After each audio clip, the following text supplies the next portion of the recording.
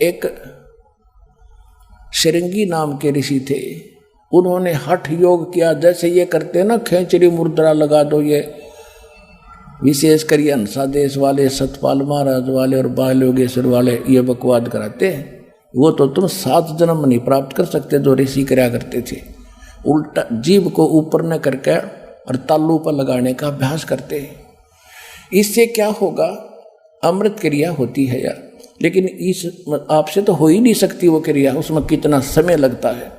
पहले ऋषि लोग लंबी आयु होती थी, तो वो क्या करते थे ये मूर्ख, के पहले भक्ति योग्य बनते हैं, इन सब वासनाओं का नाश करते हैं, फिर भक्ति करेंगे। तो वो जब वासनाओं का नाश हो गया, फिर भक्ति की जरूरत क्या रहेगी? भक्ति ही तो इन वासनाओं का नाश करेगी, फिर तो आप पे भगवान बन गए। अगर ऐसे आपके जो शास्त्र विरुद्ध साधनाओं से ये वासनाएं नाश होती, तो इन सदग्रंथों की क्या आवश्यकता थी? तो उसमें क्या किया उसने? अभ्यास किया खेचरी मुद्रा का, ऐसे तालुबों पर जीभ लगा करना। उससे क्या होता है कि इस अभ्यास से जब तालु तक जीभ लगना शुरू हो जाती है और काफी समय तक लगी रहती है, ऊपर से एक हमारे यहाँ ऊपर अंदर इस तालु के ऊपर एक छोटा सा जैसे अंडा देखा हो मुर्गी का, और वो फूट जाए, उसका भी चौथा हिस्सा फूटे हुए का, ऐसा एक स्थान है हमारे अंदर इस तालु के ऊपर।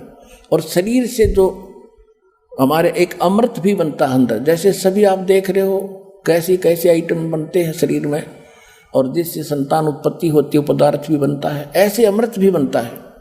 लेकिन वो अमृत शरीर में ना जाकर के सीधा नाभि पर पहुंचता है। नाभि के चारों ओर एक कुंडलनी शक्ति है, कुंडलनी एक नागनी है, एक नाड़ी है, उसका मुंह ऐसे है सर्प की तरह, और वो उसके ऊपर आके गिरता रहता, वो सारा का सारा वो भस्म कर देती है, खत्म करती है। और श्वास के जो ये लोग क्या करते हैं, श्वास क्रिया करते हैं, उससे सूक्ष्म श्वास हो जाने से वो उसका मुंह नीचे को हो जाता है, फिर वो शरीर के अंदर प्रवेश होना शुरू होता है वो अमृत जो है।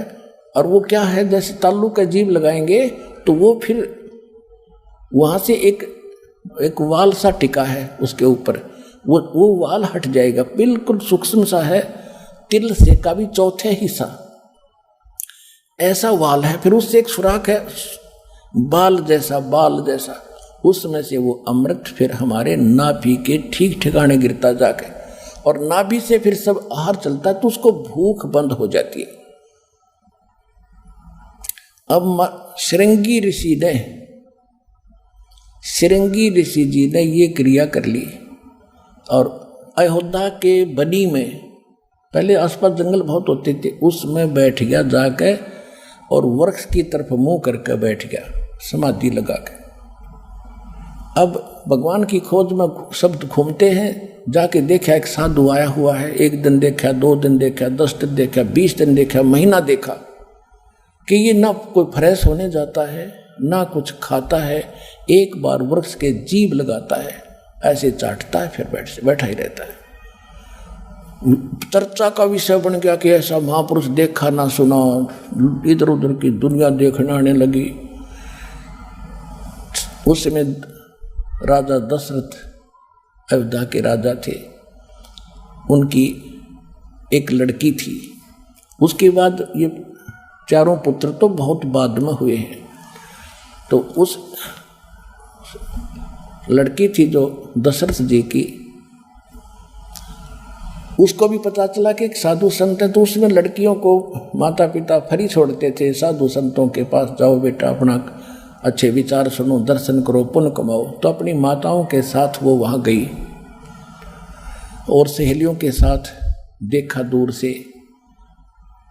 तो उसने किसी वैद्य से पूछा कि ये साधु आंख खोला जो बात बढ़े, वो सुंदर बहुत थे ऋषि जी, युवा अवस्था थी, उधर से और लड़की भी युवा थी।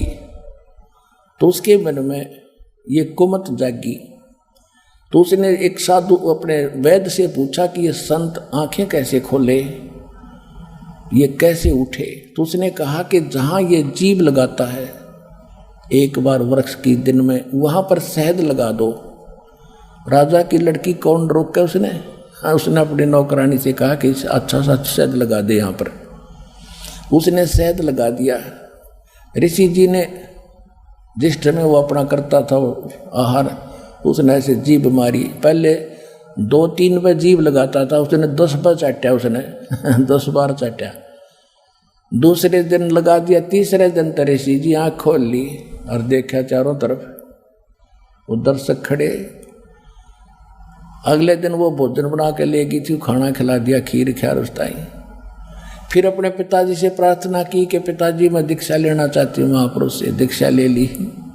फिर वो उस लड़की लेकर भाज गया पंडित जी, राजा दशरथ की लड़की को, उससे विवाह कर लिया उन्होंने। फिर तो परमात्मा कहते हैं विकार मरे मत जानियो जो भूबड़ में आगे।